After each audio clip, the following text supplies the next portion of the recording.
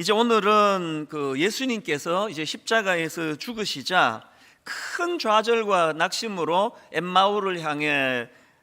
엠마오라는 마을을 향해 가고 있던 그 두 제자에 대해서 살펴보려고 합니다.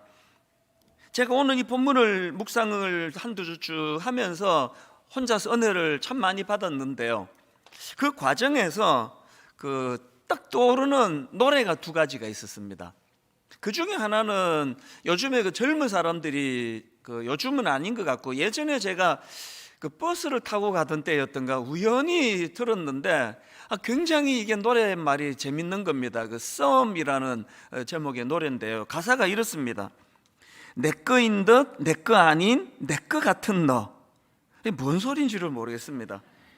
또 네 거인 듯 네 거 아닌 네 거 같은 나. 이게 무슨 사이인 건지 사실 헷갈려. 연인인 듯 연인 아닌 연인 같은 너. 이 노래 제목이 썸이라고 요즘 젊은이들이 사용하는 신조어인 것 같습니다. 그래서 썸 탄다, 썸 타다 이런 이야기들을 이제 가끔씩 듣는데요. 그래서 제가 사전을 찾아보니까 이 신조어도 있더라고요. 썸 타다, 이게 무슨 뜻인가 하니까 아직 연인 관계는 아니지만 서로 사귀듯 가까이 지내다, 이게 썸 타다는 뜻이랍니다. 제가 왜 엠마오 두 제자를 떠올리다가 이 노래가 떠올려졌는지 이따가 설명해 드리기로 하고요. 두 번째로 이제 오늘 본문 말씀을 살피다가 두 번째 떠오른 노래는 이 본문을 가지고 만든 찬양인데요. 엠마오 마을로 가는 두 제자. 저희가 어릴 때는 이런 부활주일이 되고 하면은 여성 이중창으로 이 찬양을 꽤 많이 듣고 또 성가대에서도 이 찬양을 많이 들려주곤 했던 기억이 나는데, 월요일 날 아침에 이 말씀이 이렇게 저에게 확 다가온 겁니다. 그리고는 그때부터 계속 마음에 슬픔이 굉장히 저에게 있었습니다.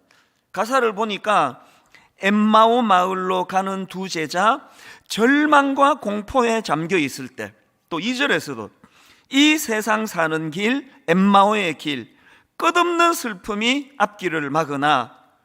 사실 이 엠마오 마을로 가던 이 두 제자는 불신자가 아닙니다. 예수 믿는 사람 아닙니까? 예수님 제자 아닙니까? 그런데도 불구하고 절망과 공포에 잠기고 끝없는 슬픔이 앞을 막고 하는 이런 가사를 보면서 저는 분당 우리 교회에 지금 수많은 성도님들이 경제적인 어려움, 건강의 문제, 자녀 문제, 이런저런 어려움으로 참 절망과 공포에 잠겨 있고 끝없는 슬픔이 앞길을 막는 이런 가슴 아픈 이야기들을 계속 기도 제목으로 제가 받고 있는 거 아닙니까?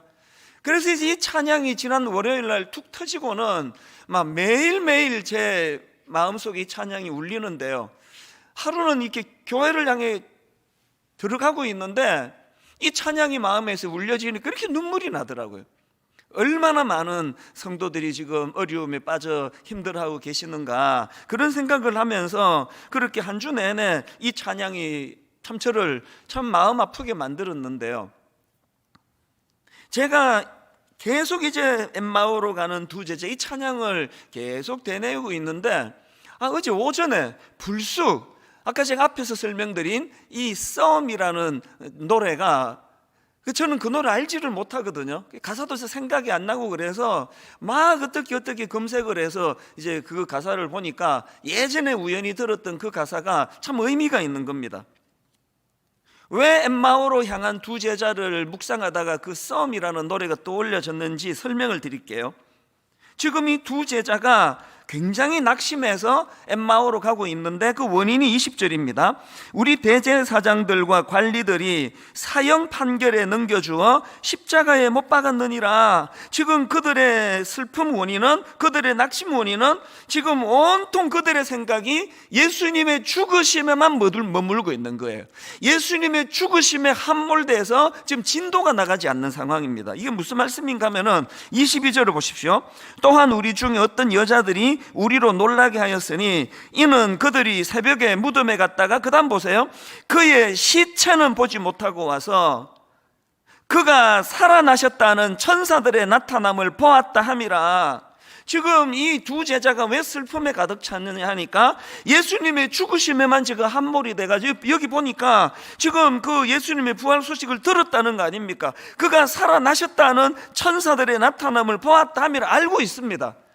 그럼에도 불구하고 여전히 그들의 마음은 부활하신 주님에게 가 있는 것이 아니라 주님의 죽으심, 그 어쩌다가 이렇게 그 주님의 부활 소식을 안 믿으니까 와닿지 않는 거 아닙니까? 왜 이 두 제자는 이런 불신에 빠져서 이렇게 슬픔으로 가득 차게 되었나? 우선 보니까요, 15절 16절 그들이 서로 이야기하며 문의할 때에 예수께서 가까이 이르러 그들과 동행하시나 그들의 눈이 가리워져서 영안이 어두운 거예요.